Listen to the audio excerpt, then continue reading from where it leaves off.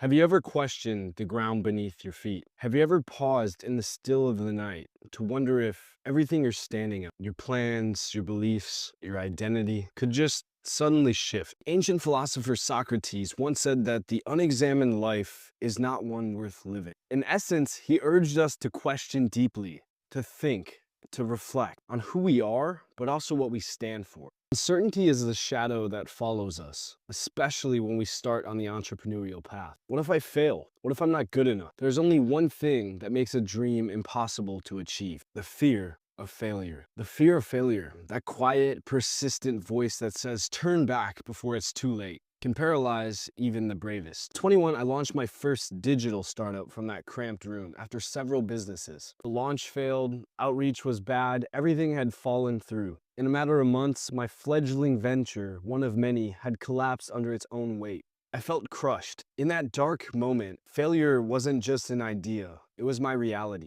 3 in the morning, the glow of the city in the window, and me sitting on the cold floor, back against the wall. All the doubts I'd ever pushed aside came roaring back. The fear of failure I'd tried to ignore had materialized, and it brought friends, shame, anger, and self-loathing. This was the struggle, part of the story, one that every successful person knows very intimately about, but few ever talk about. The messy middle, the despair before the dawn. It had been said that a smooth sea never made a skilled sailor. And here I was in the midst of a storm, learning to either sail or sink. But this crucible of struggle was precisely what I needed to get myself to the next stage of this journey. In that period of isolation and reflection, I turned to knowledge and books, the wisdom of those who had endured more than I could ever imagine. Late one night, I found myself reading the words of philosopher Nietzsche. He who has a why can bear almost any how. That quote hit me like a bolt of lightning. If I could rediscover why I started this journey, I could endure the how, no matter how painful or convoluted the path might be. I started to ask myself, what is my why? I remember the excitement I felt envisioning a better future,